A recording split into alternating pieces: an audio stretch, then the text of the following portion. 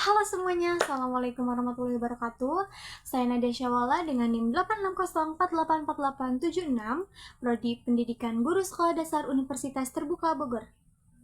Pada video kali ini saya akan menjelaskan tugas mata kuliah Filsafat Ilmu.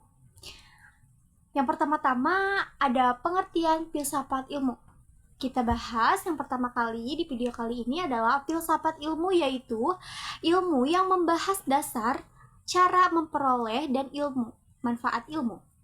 Dalam pendidikan, filsafat ilmu membantu pendidikan menjadi lebih terarah dan ilmiah. Adapun di sini peran filsafat ilmu dalam pendidikan.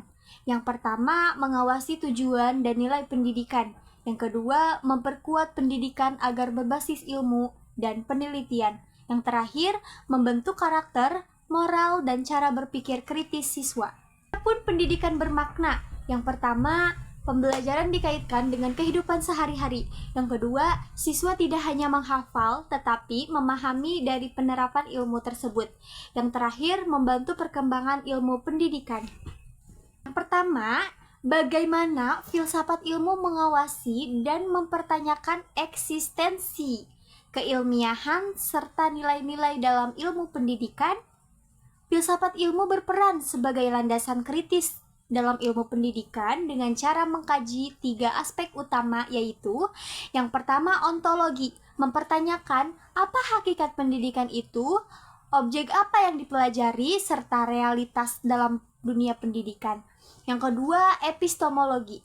Epistemologi ini mempertanyakan, mengkaji bagaimana pengetahuan pendidikan diperoleh, mengapa metode ini digunakan, dan serta kebenaran ilmiahnya.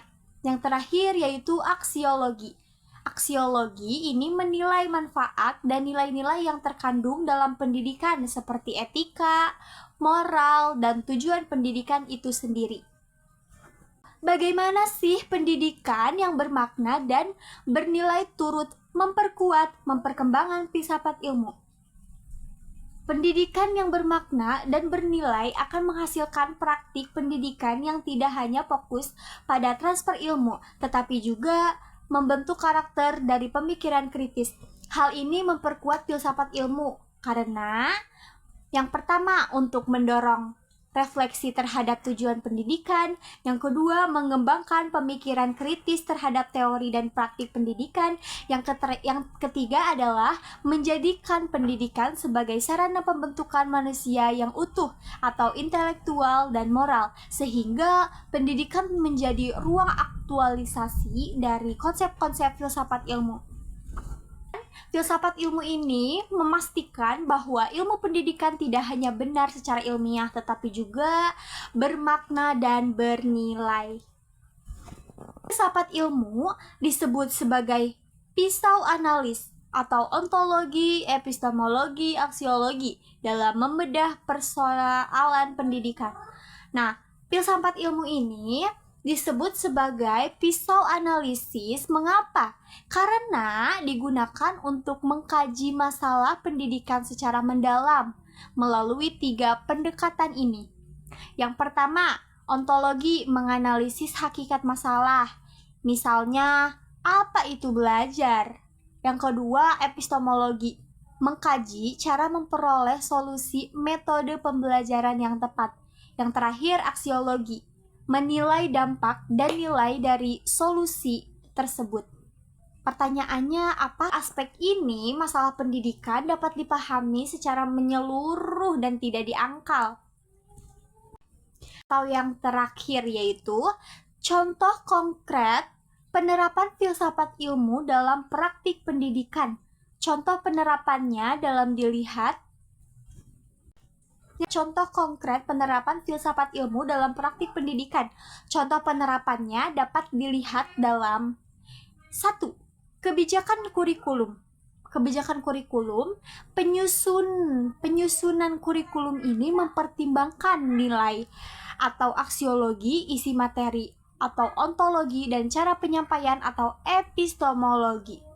Yang kedua, proses pembelajaran. Guru memilih metode pembelajaran aktif karena diyakin lebih efektif secara epistemologi dan bernilai bagi perkembangan siswa. Yang terakhir, penilaian pendidikan atau evaluasi ini tidak hanya mengukur kognitif, tetapi juga sikap dan keterampilan sebagai bagian dari nilai pendidikan.